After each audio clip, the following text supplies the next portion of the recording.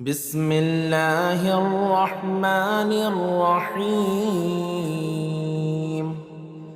ياسين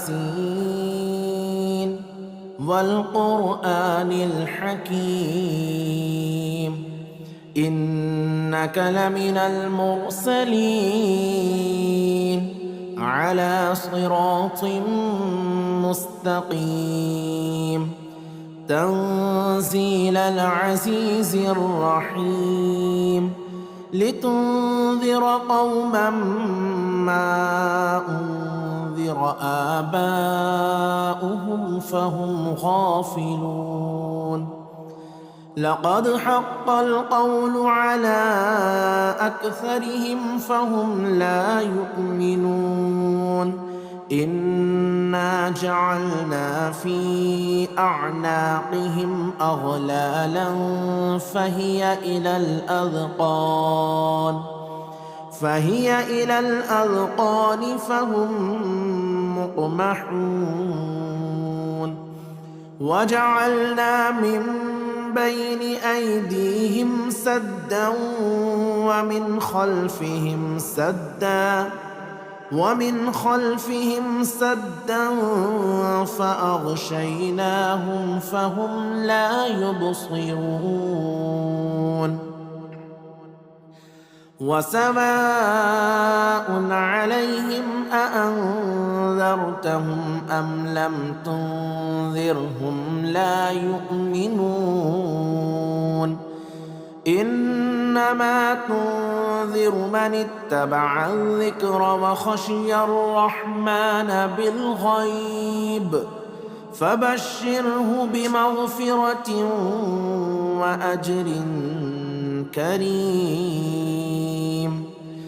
إنا نحن نحيي الموتى ونكتب ما قدموا وآثارهم وكل شيء أحصيناه في إمام مبين. واضرب لهم مثلا أصحاب القرية إذ جاءها المرسلون إذ أرسلنا إليهم 2 فكذبوهما فعززنا بثالث فقالوا إنا إليكم مرسلون. قالوا ما أنتم إلا بشر مثلنا وما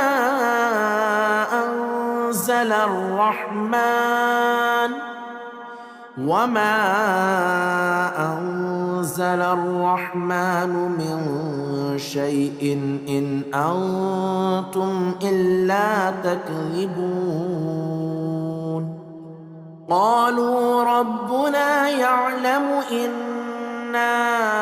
إليكم لمرسلون وما علينا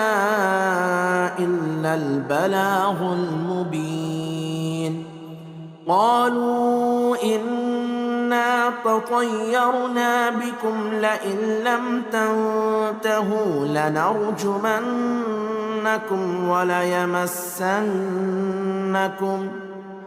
وليمسنكم منا عذاب أليم. قالوا طائركم معكم أئن ذكرتم بل أنتم قوم مسرفون. وجاء من أقصى المدينة رجل يسعى قال يا قوم اتبعوا المرسلين اتبعوا من لا يسألكم أجرا وهم مهتدون. وما لي لا أعبد الذي فطرني وإليه ترجعون أأتخذ من دونه آلهة إن يردني الرحمن بضر لا تغن عني شفاعتهم شيئا ولا ينقذون إني إذا لفي ضلال مبين إني آمنت بربكم فاسمعون قيل ادخل الجنة قال يا ليت قومي يعلمون بما غفر لي ربي وجعلني من المكرمين وما أنزلنا على قومه من بعده من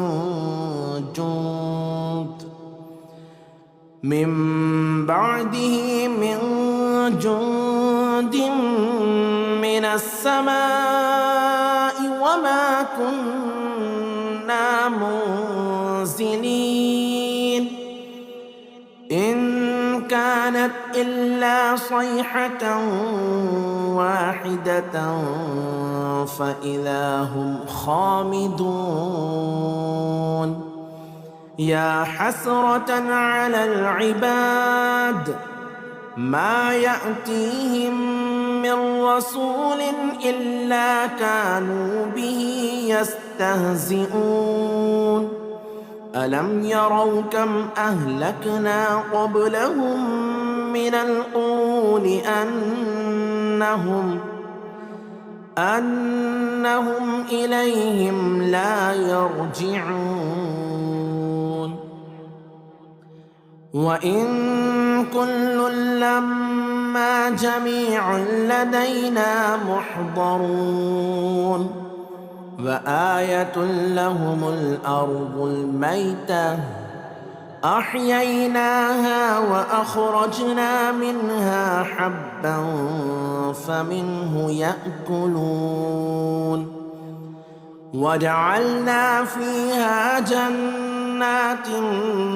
من نخيل وأعناب وفجرنا فيها من العيون ليأكلوا من ثمره وما عملته أيديهم أفلا يشكرون سبحان الذي خلق الأزواج كلها مما تنبت الأرض ومن أنفسهم ومما لا يعلمون وآية لهم الليل نسلخ منه النهار فإذا هم مظلمون والشمس تجري لمستقر لها ذلك تقدير العزيز العليم والقمر قدرناه منازل حتى عاد كالعرجون القديم لا الشمس ينبغي لها أن تدرك القمر ولا الليل سابق النهار وكل في فلك يسبحون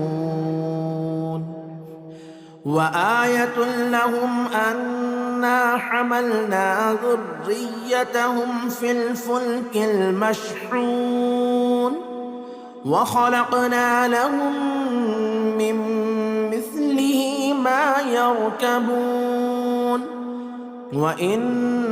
نشأ نغرقهم فلا صريخ لهم ولا هم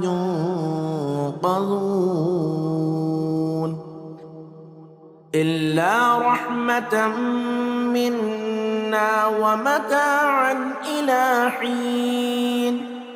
وإذا قيل لهم اتقوا ما بين أيديكم وما خلفكم لعلكم ترحمون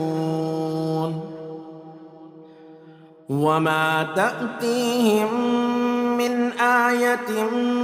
من آيات ربهم إلا كانوا عنها معرضين وإذا قيل لهم أنفقوا مما رزقكم الله قال الذين كفروا للذين آمنوا أنطعم من لو يشاء الله أطعمه إن أنتم إلا في ضلال مبين ويقولون متى هذا الوعد إن كنتم صادقين ما ينظرون إلا صيحة واحدة تأخذهم وهم يخصمون فلا يستطيعون توصية ولا إلى أهلهم يرجعون ونفخ في الصور فإذا هم من الأجداث إلى ربهم ينسلون قالوا يا ويلنا من بعثنا من مرقدنا هذا ما وعد الرحمن وصدق المرسلون إن كانت إلا صيحة واحدة فإذا هم جميع لدينا محضرون فاليوم لا تظلم نفس شيئا ولا تجزون إلا ما كنتم تعملون إن أصحاب الجنة اليوم في شغل فاكهون هم وأزواجهم في ظلال على الأرائك متكئون لهم فيها فاكهة ولهم ما يدعون سلام قولا من رب رحيم سلام قولا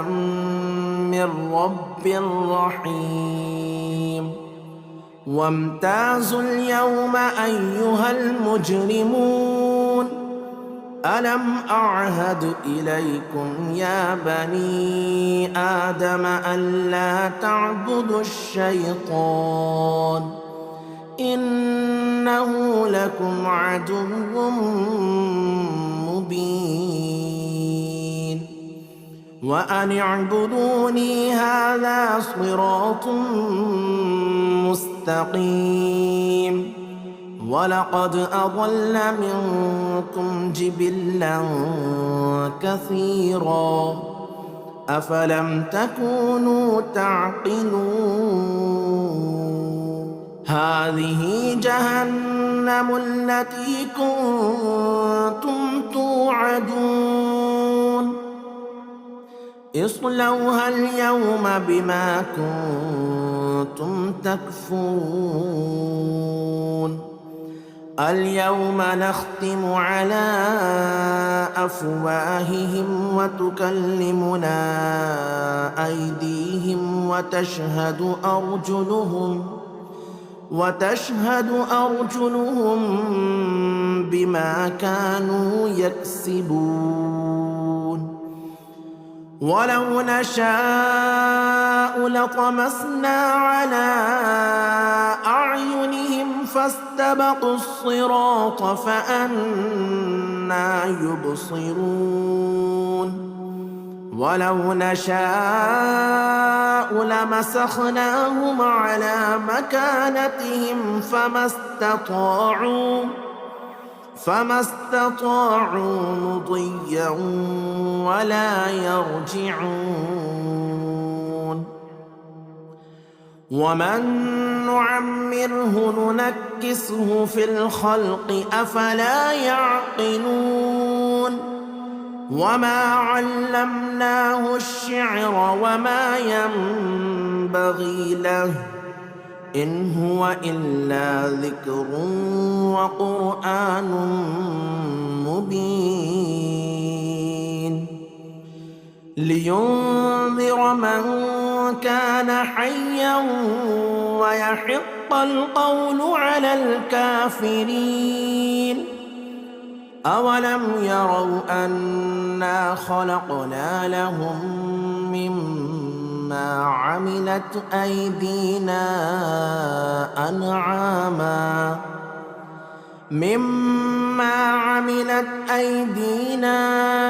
أنعاما فهم لها مالكون. وذللناها لهم فمنها ركوبهم ومنها يأكلون ولهم فيها منافع ومشارب أفلا يشكرون. واتخذوا من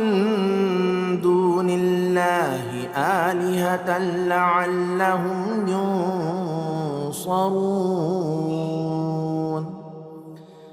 لا يستطيعون نصرهم وهم لهم جند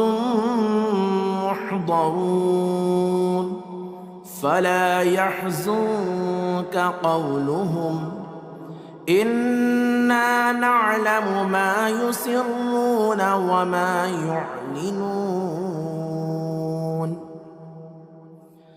أولم ير الإنسان أنا خلقناه من نطفة فإذا هو خصيم مبين. وضرب لنا مثلا ونسي خلقه قال من يحيي العظام وهي رميم. قل يحييها الذي أنشأها أول مرة وهو بكل خلق عليم. الذي جعل لكم من الشجر الأخضر نارا فإذا أنتم منه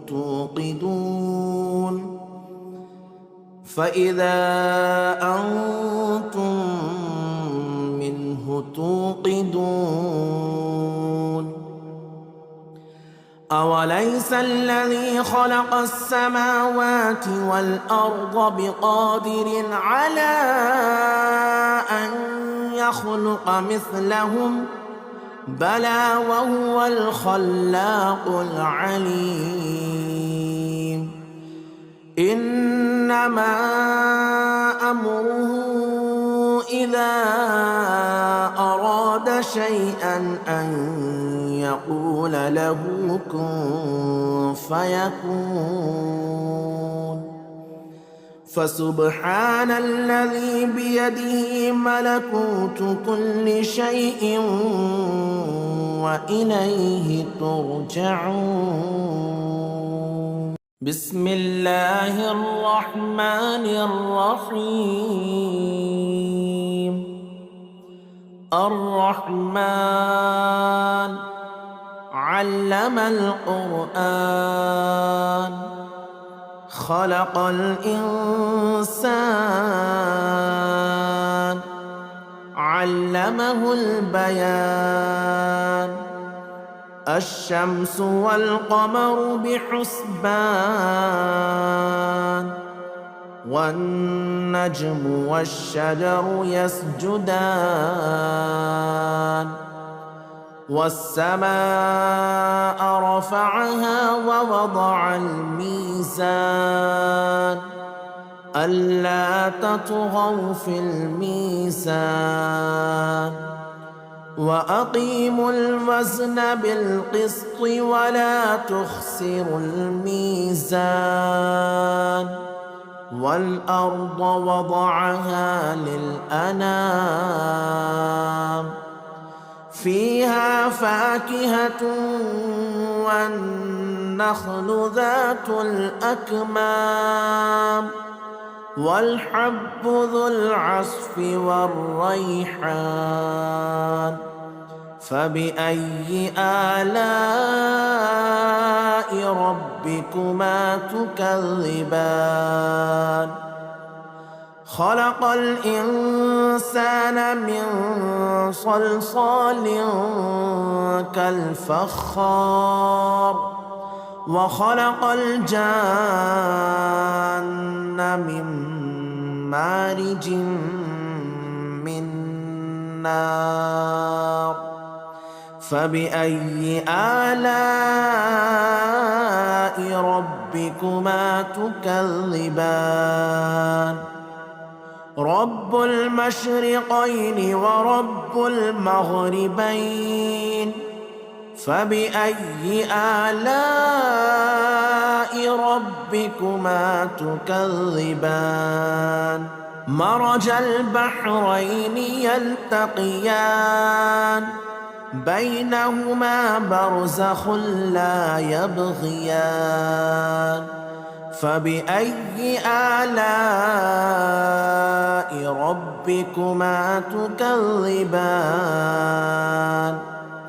يخرج منهما اللؤلؤ والمرجان فبأي آلاء ربكما تكذبان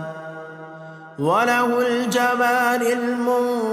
المنشآت في البحر كالأعلام فبأي آلاء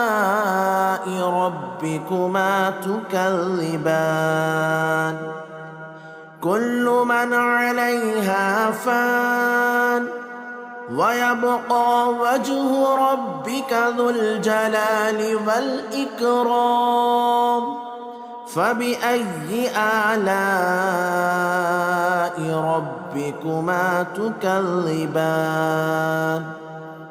يسأله من في السماوات والأرض كل يوم هو في شأن فبأي آلاء ربكما تكذبان سنفرغ لكم أيها الثقلان فبأي آلاء ربكما تكذبان يا معشر الجن والإنس إن استطعتم أن تنفذوا من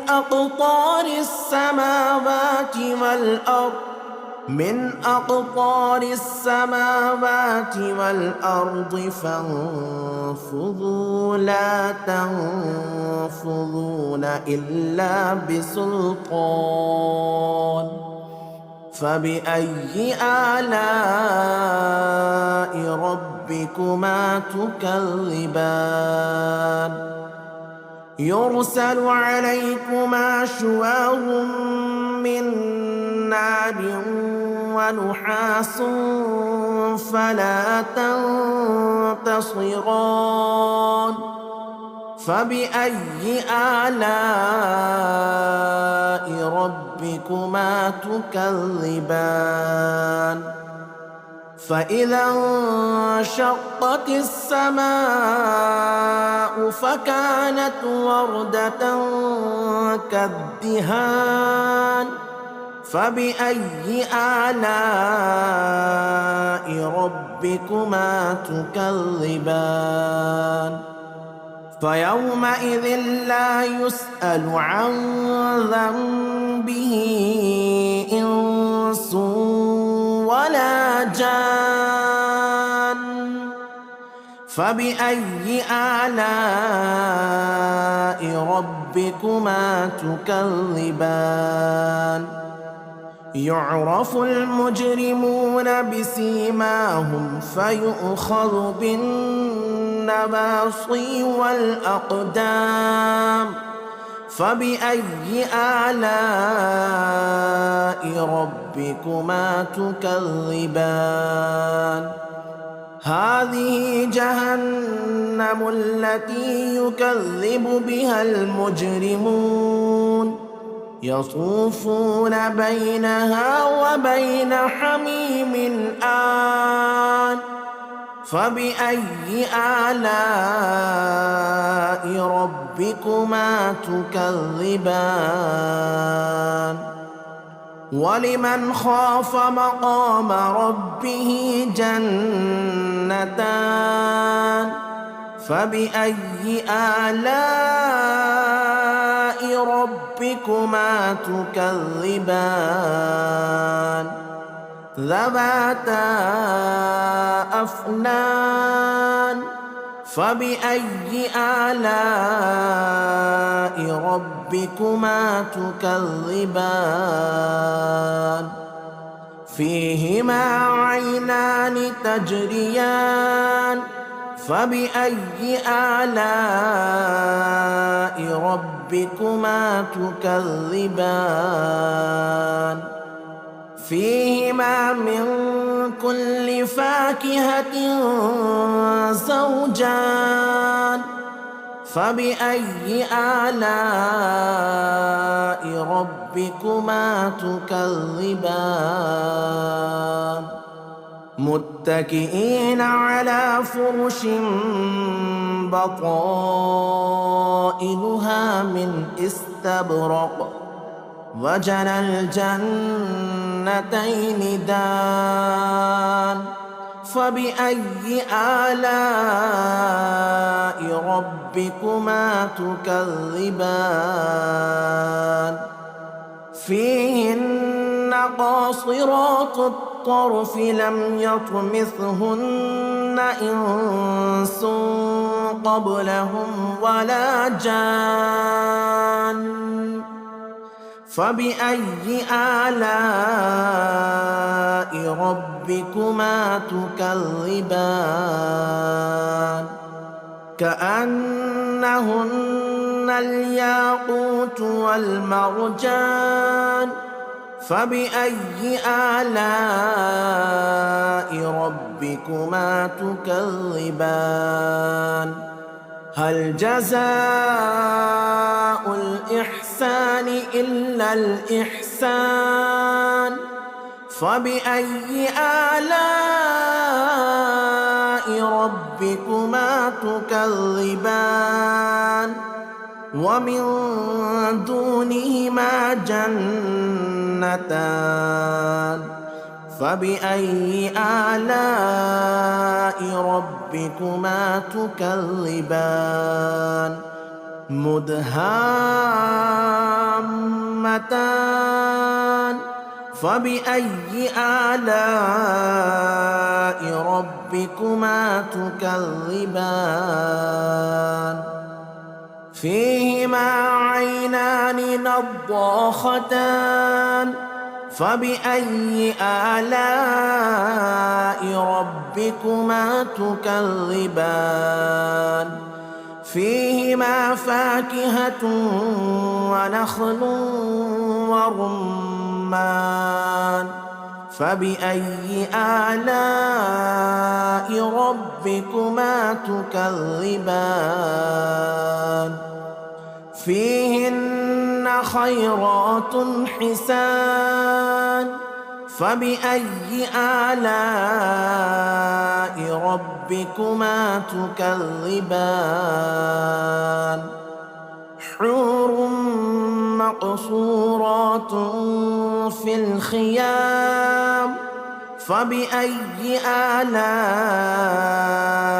ربكما تكذبان لم يطمثهن إنس قبلهم ولا جان فبأي آلاء ربكما ربكما تكذبان متكئين على رفرف خضر وعبقري حسان فبأي آلاء ربكما تكذبان تبارك اسم ربك ذي الجلال والإكرام بسم الله الرحمن الرحيم ياسين والقرآن الحكيم إنك لمن المرسلين على صراط مستقيم تنزيل العزيز الرحيم لتنذر قوما ما أنذر آباؤهم فهم غافلون لقد حق القول على أكثرهم فهم لا يؤمنون إنا جعلنا في أعناقهم أغلالا فهي إلى الأذقان فهم مقمحون وجعلنا من بين أيديهم سدا ومن خلفهم سدا فأغشيناهم فهم لا يبصرون وسواء عليهم أأنذرتهم أم لم تنذرهم لا يؤمنون إنما تنذر من اتبع الذكر وخشي الرحمن بالغيب فبشره بمغفرة وأجر كريم إنا نحن نحيي الموتى ونكتب ما قدموا وآثارهم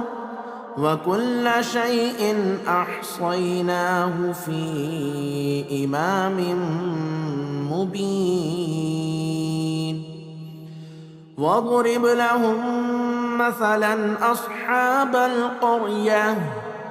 إذ جاءها المرسلون إذ أرسلنا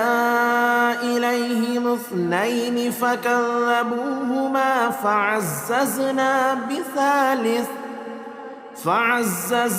بثالث فقالوا إنا إليكم مرسلون قالوا ما أنتم إلا بشر مثلنا وما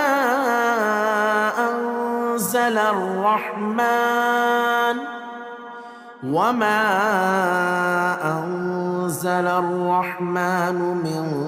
شيء إن أنتم إلا تكذبون قالوا ربنا يعلم إنا إليكم لمرسلون وما علينا إلا البلاغ المبين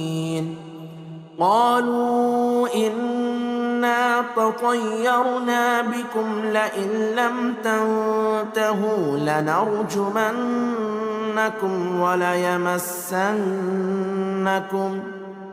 وليمسنكم منا عذاب أليم قالوا طائركم معكم أئن ذكرتم بل أنتم قوم مسرفون وجاء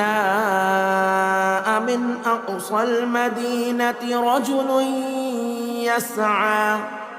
قال يا قوم اتبعوا المرسلين اتبعوا من لا يسألكم أجرا وهم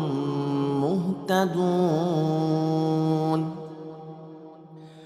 وما لي لا أعبد الذي فطرني وإليه ترجعون أأتخذ من دونه آلهة إن يردني الرحمن بضر لا تغن عني شفاعتهم شيئا ولا ينقذون إني إذا لفي ضلال مبين إني آمنت بربكم فاسمعون قيل ادخل الجنة قال يا ليت قومي يعلمون بما غفر لي ربي وجعلني من المكرمين وما أنزلنا على قومه من بعده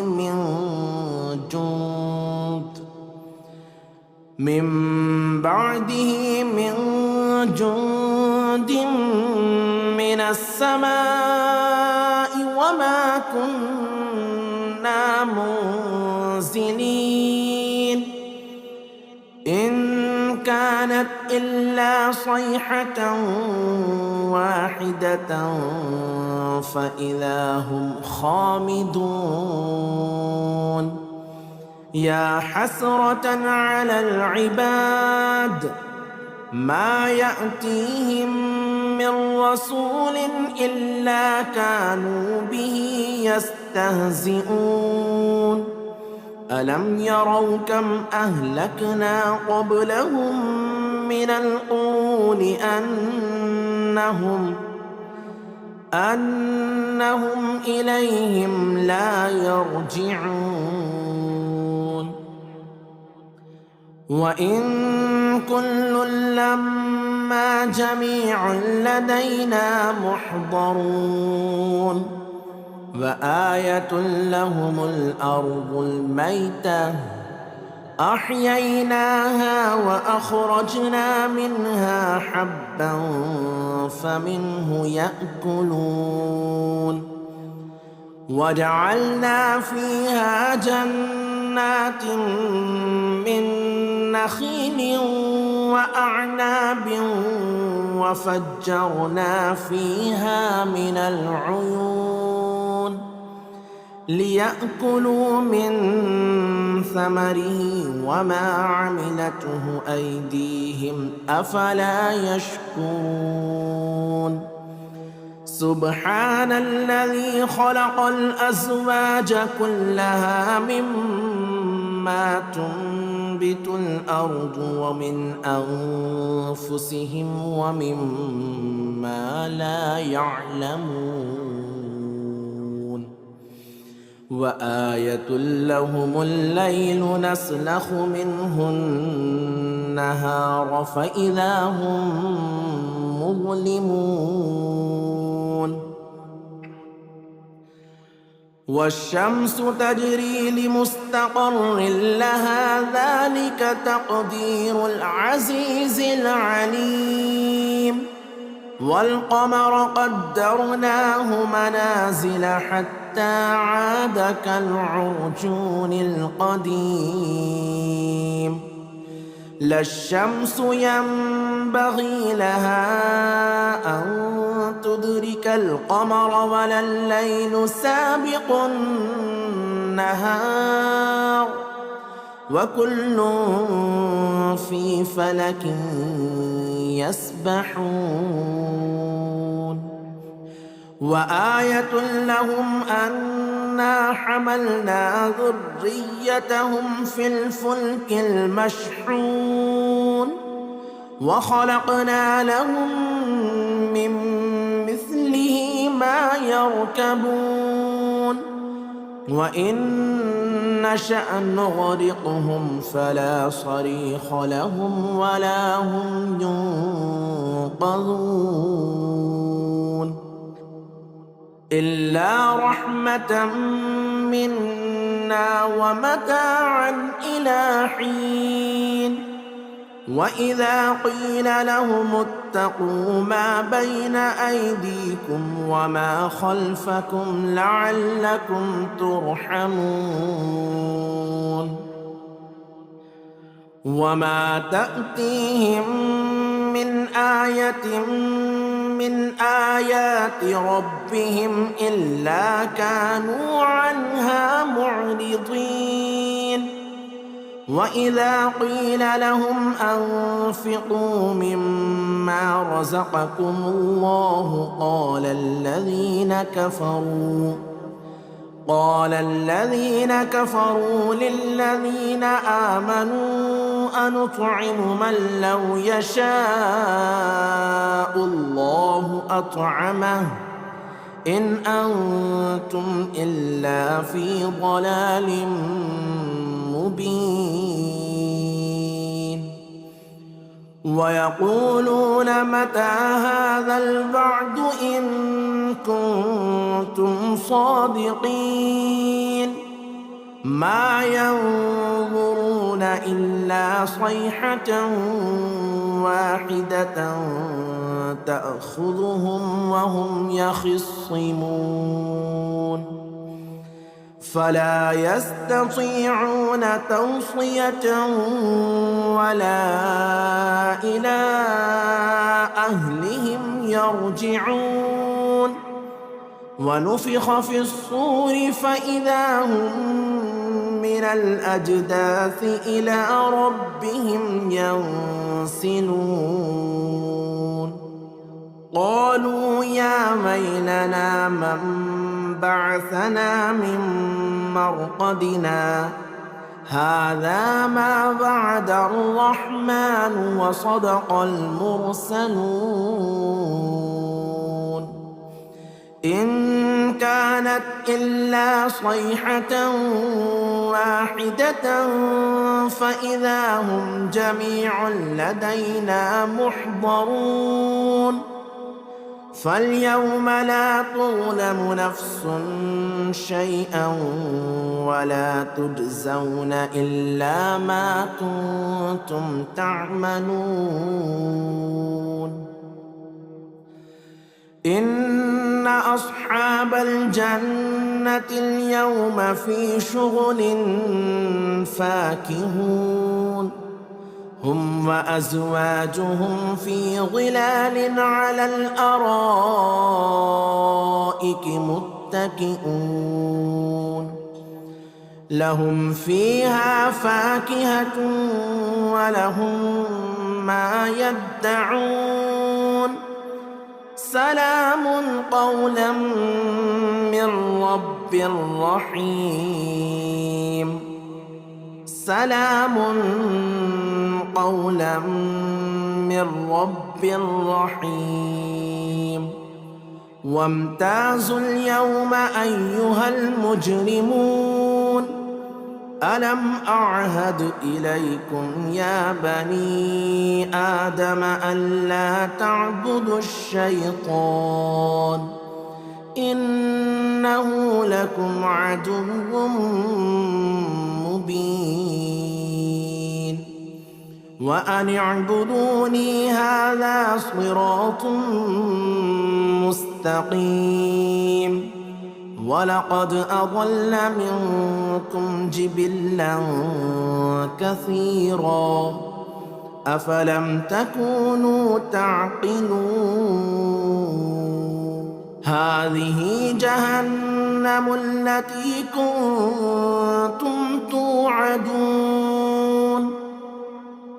اصلوها اليوم بما كنتم تكفرون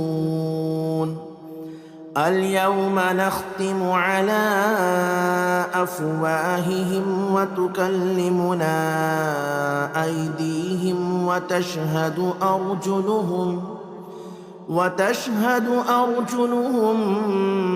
بما كانوا يكسبون ولو نشاء لطمسنا على أعينهم فاستبقوا الصراط فأنى يبصرون ولو نشاء لمسخناهم على مكانتهم فما استطاعوا مضيا ولا يرجعون ومن نعمره ننكسه في الخلق أفلا يعقلون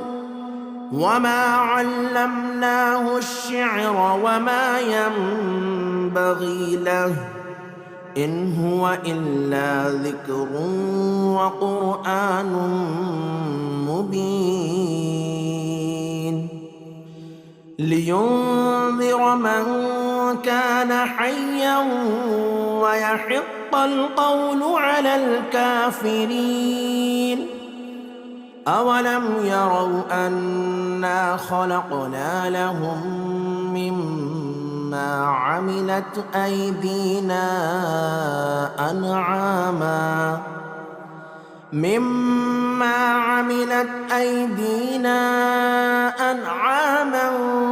فهم لها مالكون وذللناها لهم فمنها ركوبهم ومنها يأكلون ولهم فيها منافع ومشارب أفلا يشكرون واتخذوا من دون الله آلهة لعلهم ينصرون لا يستطيعون نصرهم وهم لهم جند محضرون فلا يحزنك قولهم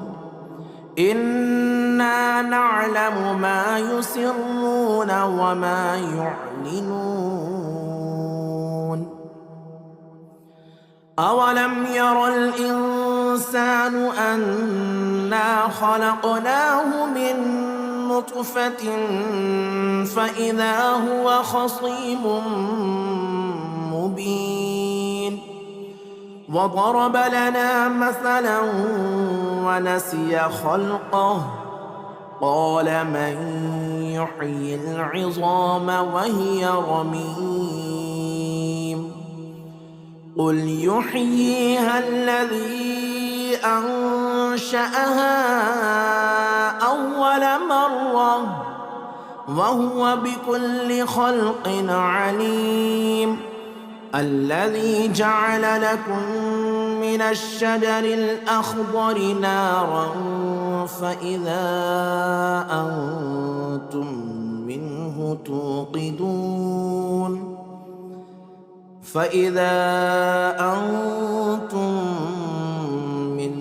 توقدون أوليس الذي خلق السماوات والأرض بقادر على أن يخلق مثلهم بلى وهو الخلاق العليم إنما أمره إذا أراد شيئا أن يقول له كن فيكون فسبحان الذي بيده ملكوت كل شيء وإليه ترجعون.